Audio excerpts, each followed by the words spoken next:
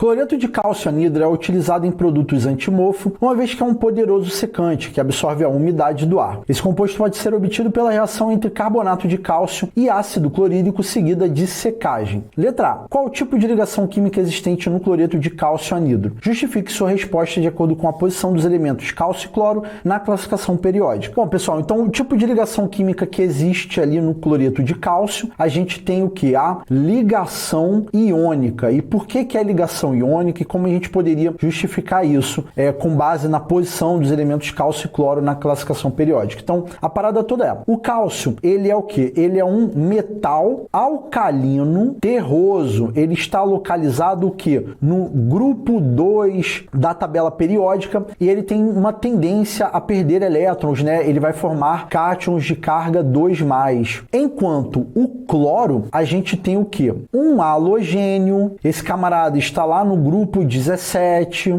Então, tipo assim, o cálcio, como ele está lá no grupo 2, ele tem 2 elétrons na última camada, essa tendência de formar cátions 2+, é porque ele tem uma tendência a perder 2 elétrons, né? A gente sabe que os metais possuem essa tendência de perder elétrons. Enquanto o halogênio, né, que vem ser um não metal, que está lá no grupo 17, que tem o quê? 7 elétrons na camada de valência, ele tem tendência a formar o quê? A formar ânion de carga 1-, né?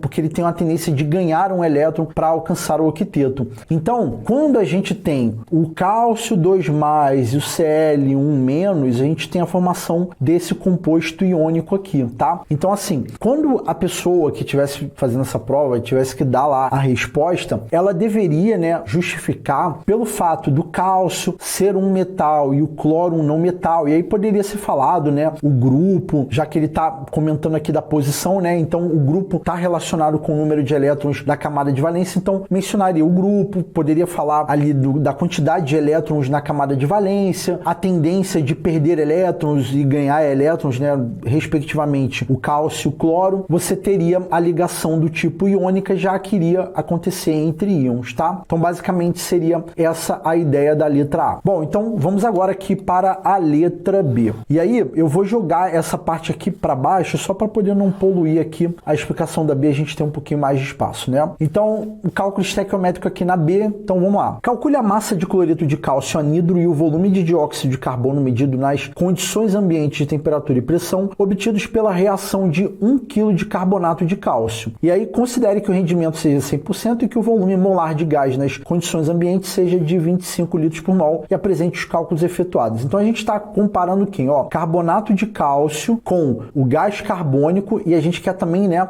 o cloreto de cálcio anidro, né, que seria esse camarada aqui. Galera, não sei se vocês estão reparando que aqui não há uma necessidade de se escrever a reação global para fazer os cálculos. Por quê? Porque a gente tem duas equações aqui e na primeira etapa eu formo 1 mol de cloreto de cálcio em meio aquoso, né? E aí esse mesmo 1 mol depois vai passar para o estado sólido. Então, o que eu estou comentando aqui com vocês é que não há uma necessidade de reescrever a equação global aqui, porque já está um aqui, já está tudo balanceadinho, então eu posso comparar direto o que está em azul. Então, o que eu vou fazer aqui por uma finalidade didática? Ó, eu vou mostrar para vocês que eu tenho 1 mol de carbonato de cálcio produzindo 1 mol de CO2 gasoso e produzindo 1 mol de cloreto de cálcio anidro, tá?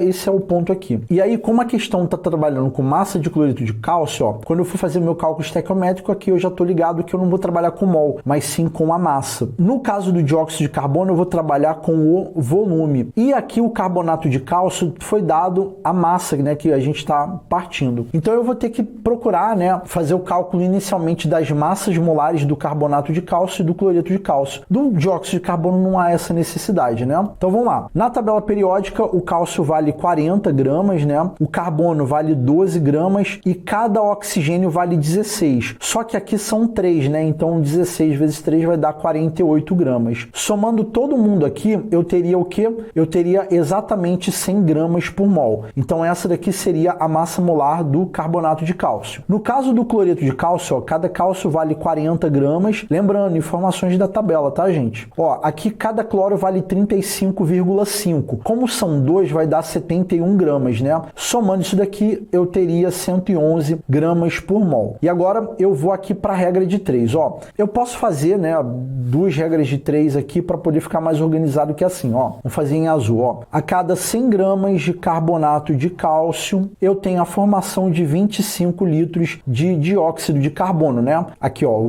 é 1 mol de dióxido de carbono, então vai dar 25 litros. Como a gente está trabalhando com 1 kg de carbonato de cálcio, aqui eu vou colocar, ó, a massa em gramas, né? Porque aqui em cima está em gramas. Então, ó, 1000 gramas de carbonato de cálcio, esse X aqui, né? X1. Fazendo essa regrinha de 3 aqui, gente, ó, aqui a gente tem proporção de 1 para 10, né? Então a gente teria 1 vezes X1 vai dar X1, 10 vezes 25 vai dar 250 litros de CO2. Beleza, primeira resposta aqui. A segunda, a gente quer saber também, no caso do cloreto de cálcio, a questão da massa. Então eu vou fazer uma outra regrinha de 3 aqui, eu vou colocar em verde direto, tá, gente? Ó, a cada 100 gramas de carbonato de cálcio, eu produzo 111 gramas de cloreto de cálcio. Como eu estou trabalhando com 1 kg de carbonato de cálcio, eu vou ter o quê? Um X2 aqui. Porque é a regrinha de 3 fácil, né? Mais uma vez, ó, proporção de 1 para 10, e a gente tem 1 vezes X2 vai dar X2, que é igual a 10 vezes 111 vai dar 1110 gramas de cloreto de cálcio. Aqui ele não pediu, né?